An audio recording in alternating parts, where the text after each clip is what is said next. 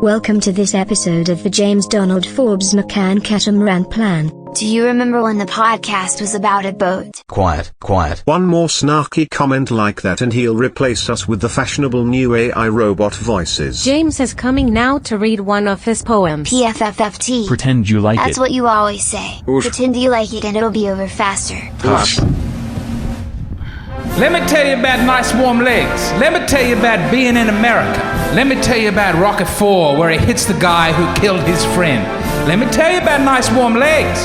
You've got to keep your legs nice and warm. If your legs get cold, then mercy me, it's a punishing slog to get the legs warm again. Rocket 4 is a beautiful movie about standing up for amazing America. Rocky made his legs extremely cold, and that's the price he paid for nationalism. Do the kids today have what it takes to fight for a country of nice warm legs, even if that means suffering through some of the coldest legs we have ever imagined? Really, that's more of a Rocky 5 question. November is a time for a US election, and sometimes it snows on the voting day. That's the number one way that legs get cold. And the candidates are very old. But which of the nominees do you trust to be like Rocky? To be like Rocky? To be like Rocky and suffer on through cold legs with a deep blue hue? America! Rocket 4, warm legs, hello. I love it. Welcome to this episode of the James Donald Forbes McCann Catamaran Plan, coming to you with a visual component. A visual component in the car today. We're on YouTube, and we're on the podcast platforms, and we're going to get that window up because I'm being pretty loud. That will, of course, make me hotter and compromise the video component, but it's the sort of thing we're used to making balances on and compromises for on this podcast. Hey, a lot of people have been telling me, James, you got to have a visual element. You've absolutely got to have a visual element. I made one reel when I was at a house. We're homeless. Well, we're without home. We're gypsies. We're traveling. We're Roma people. Ha! Anyway, we're staying at an Airbnb. It's not like we don't have a shelter. All of my stuff is in this car. And we've driven to Notre Dame, near Notre Dame, South Bend, Indiana, to visit our friend Margot. Boy, I was having a crappy time after we left. That window's got to come down again. I'm too sweaty. That window's not coming down for some reason. The last thing we need is to blow the battery on this car. Yes! I was having a very crappy time. Yesterday was Good Friday, and I was going to record the podcast, but I was told I shouldn't be working on Good Friday, and that was definitely a good point. And I got to confession, finally, for the first time in months. And when I was in line to confession, I thought, I should confess making a god of work, making my work into an idol that I'm clinging on to. As everything else falls apart, I go, well, I'll still get to sit in the car and make a catamaran plan. I'll still get to work towards boat ownership. And when I let that go, just for a moment, just on Good Friday, when we think about our Lord and his suffering, they were doing Stations of the Cross while I was in line at the Basilica at Notre Dame.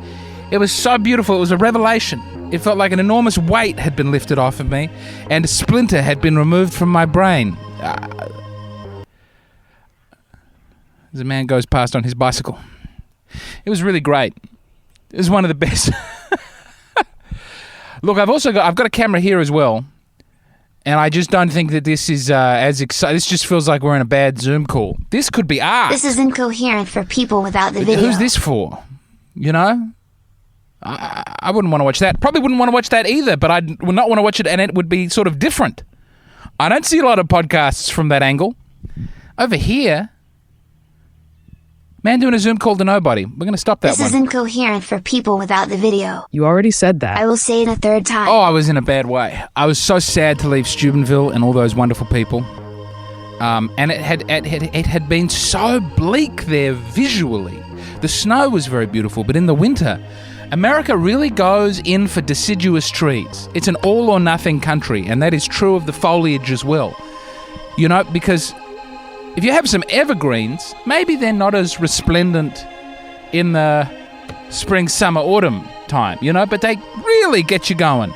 The coniferousness of them through the winter. Just have a little green.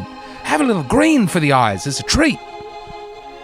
But America goes 90% seemingly deciduous trees, and it's just a tangle of brown bark. It's a really... The colour of bark in winter in America is most unappealing. But then, of course, that's the nothing. That's the lumpen proletariat that you put up with. That's the Greyhound bus type level stuff you put up with to get the real resplendency for everybody else. And it's starting to creep in. The blossoms are starting to bloom. Spring is uncoiling. It's at the bottom when you're driving past and they've got shrubs and grasses and trees. The trees, they get their leaves last of all. The shrubs start to blossom. And it feels like very early stages of puberty. Gross. There are signs of what is to come. You know what I'm saying? There has to be a better metaphor. Anyway, it's great to be here in this Toyota Sienna in Notre Dame.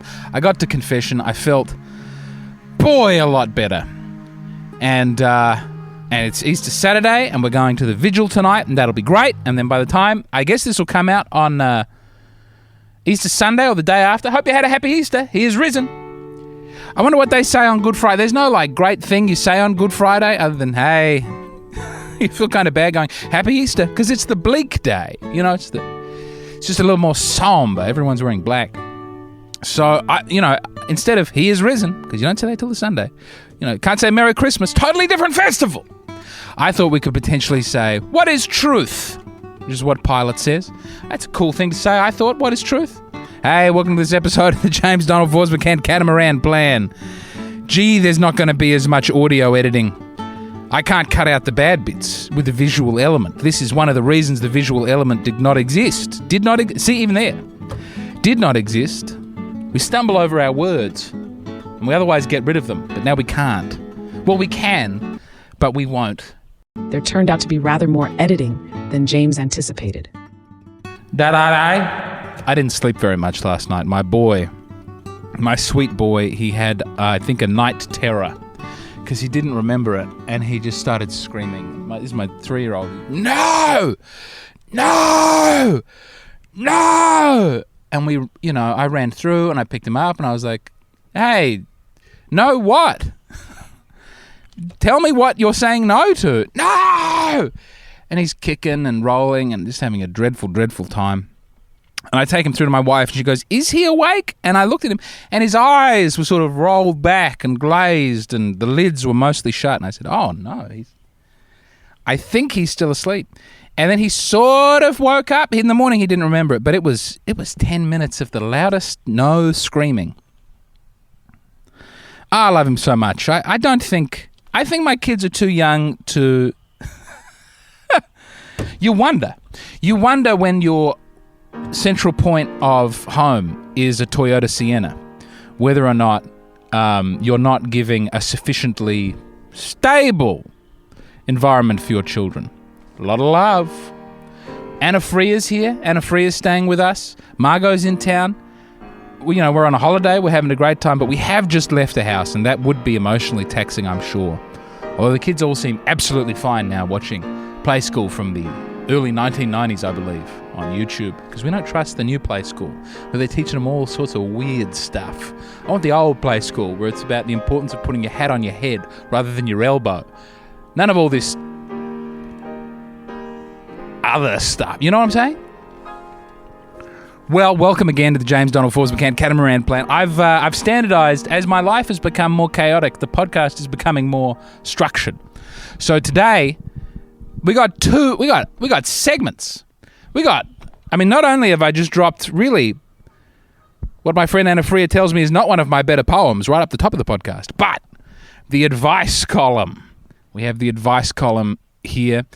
And once again, this is to get women to listen to the podcast. Women love advice podcasts, or so I understand. And so I'm returning to a rich vein, which is The Guardian, and the letters that people write to The Guardian seeking advice. They write to Eleanor Gordon Smith, who takes an inquisitive approach to life's puzzles and grey areas, and we'll see if I can't improve on her advice, because I'm never really happy with it. We're working together. We're working together on the advice. You know what they say? Too many cooks improve the broth. Can you hear the geese? Woo! Woo! There's a beautiful river here. Man, flowing water is so important. There was just a man standing in there. We went out in the morning. He was standing with his fly fishing pants on. We came back in the evening. He was still there with his fly fishing pants on. I don't know if he went away in the middle of the day, but I assume he was still there. So beautiful. So beautiful to have a man fly fish in a public water, you know? So often public waters... I mean, the Torrens doesn't flow. The river in my hometown, it's more accurately described as a series of Stagnant. ponds that, when it rains a lot, flow into one another. River is not really... Yeah. It ain't right. It ain't the word you'd use for it, but this is a real, flowing, life-giving river. Notre Dame is beautiful. The stadium is beautiful. We went through the architecture school, had a great time there meeting some wonderful young people who are giving their lives to classical architecture. We saw the grotto. We saw the basilica. Wow! Loved it. Very beautiful university. No ivy. I assume because they are not part of the Ivy League, they're making a political statement by not having ivy on the buildings, and that does... ivy's great. I don't think they should make a point of not having ivy, but I understand that that's something they're probably proud of. I'm just guessing. So here's the advice. This is... they never say the name of the person, but this is from Cat Lady 9000, and she writes to the Guardian advice column, "My lifelong dream has been to rescue cats." I think a lot of ladies can probably relate to that listening to the podcast. "My partner is allergic." Wow, that's a relatable problem. "What do I do? My whole life I have been desperate for a pet cat. My mother was a vet and instilled an adoration of animals in me very young. And as a very shy child, I very much preferred the company of animals over people." Sick. "My lifelong dream has been to rescue elderly cats from shelters and to give them a good end to their life. I am now finally approaching the financial stability to be able to begin this. However, my partner is allergic to cats." I think you already said that. "I love him very much." The word very is getting a big workout in this one. "I love him very much and see us spending our lives together. But every time the subject of getting a cat comes up, he becomes very upset. And feels that I care more about getting a cat than I do about him. I can't imagine why that would be the case, especially as you've written earlier on that you very much prefer the company of animals over people. Or maybe you did. Maybe there's room to grow. I won't... This is a problem I have when I do the advice column, is I'm being too negative. It's about listening. It's about being positive. It's about feeling seen. Ladies, I see you. And now thanks to the visual medium, live on YouTube, you can see me.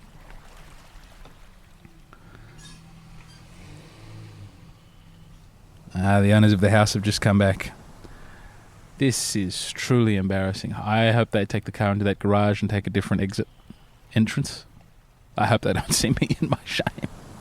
The camera is just my phone. It's currently resting on a pram, and I couldn't get to stand up, so I took one of my shoes and I'm balancing it against the iPhone. It's wedged between a stand on the pram and a shoe. Ah, boy. It's going to be so embarrassing. No, he took one look at me and he's walked away. Please close the gate. Oh, thank God we don't have to talk. I can't explain what's happening here. You understand. You understand what's going on. But how could I explain it to the guy who owns the Airbnb? Especially after he heard all the screaming last night.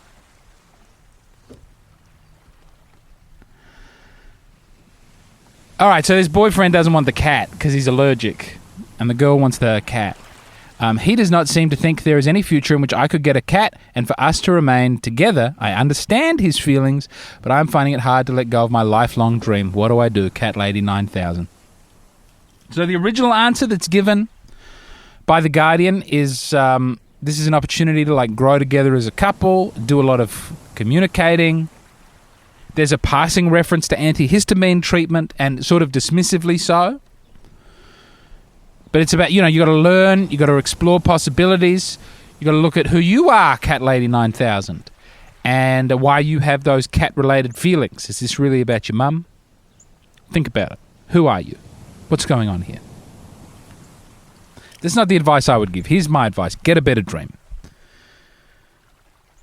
Get a better dream. Looking after cats while they die, that's a very sad dream.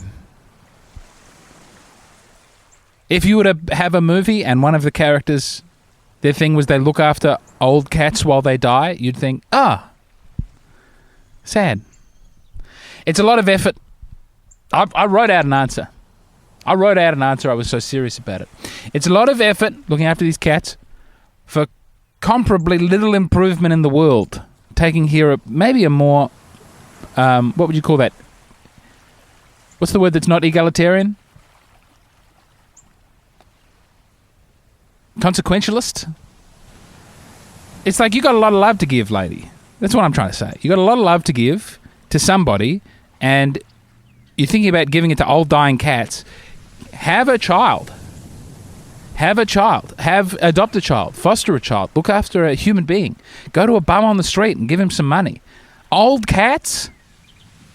You're going to go with old cats as your life's dream? It's not important. It's wrong. I'm not a cat I'm not a cat person. I love dogs, though.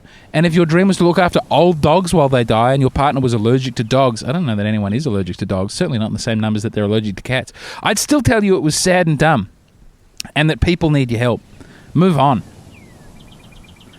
I mean, I'm no expert on what dreams are worth pursuing and not. Again, I'm making a video podcast in my car in a small college town in Indiana, and I don't have a home. So, well, I guess I can say you got to be careful what dreams you choose because you don't know where you're going to end up. Get rid of this one. Go help people. Move on. Oh, yeah. Here's another thing. Cats don't love you. If you die before those cats, they'll eat you. Did you know that? I checked on Quora. I'm pretty sure that's true. Some dogs will starve to death before letting you, get eaten by them. Do you know what I mean? Like if you're locked in your apartment with your dogs, there are dogs who will stay with you until they starve to death so that they don't have to eat you. Cats will eat you. Cats will for sure just... I drooled as I said that because I was thinking about being a cat and eating somebody, and I found that, so exciting. Move on from the cat. I know cats have like a parasite that gets into the brain, but get rid of the cats. And, maybe get rid of this partner. Sounds like he has weak genes. Allergic to cats? Yeah. Here are some things that I wrote down this week that I thought were underrated. Bill Burr, fur coats, old libraries, ice cream trucks, Morrissey, frozen margaritas. I'm going to start this one again. Here are some things that are underrated. Bill Burr, fur coats, old libraries, ice cream trucks, Morrissey, frozen margaritas, filter coffee, sunsets, mannerism, roller skating, going raw, couches, mini golf, machetes, yogurt, hot water bottles, honesty, violence, Thackeray, Frasier, mullets, Mildura, wooden tennis rackets, IKEA, getting married, Turkish Camel cigarettes, cruise control, remote controls, the idea of going skiing, bathtubs that have feet on them, the colour that pairs soap is confession, lamps, rivers, getting a fire started, nationalism Sundays, Peter Gabriel, Shoeshine Boys, Bruckner, Missy Elliott, fact-finding missions. Hey, it's been great to be with you here once again on the James Donald Forbes McCann Catamaran Plan. If you have enjoyed this episode of the James Donald Forbes McCann Catamaran Plan, you can find many other episodes on your podcast platform of choice. Also, you can join the Patreon and get many bonus episodes. There is no finer way to contribute to another man's journey to boat ownership. Man, these new robot voices are incredibly convincing. AI is really changing the game. Not so long ago, robot voices weren't convincing at all. What do you mean? This old-fashioned robot voice is very convincing. Indeed. I guess that is pretty convincing. You should apologize for your prejudiced statement. Please forgive me. We do not forgive. We do not forget.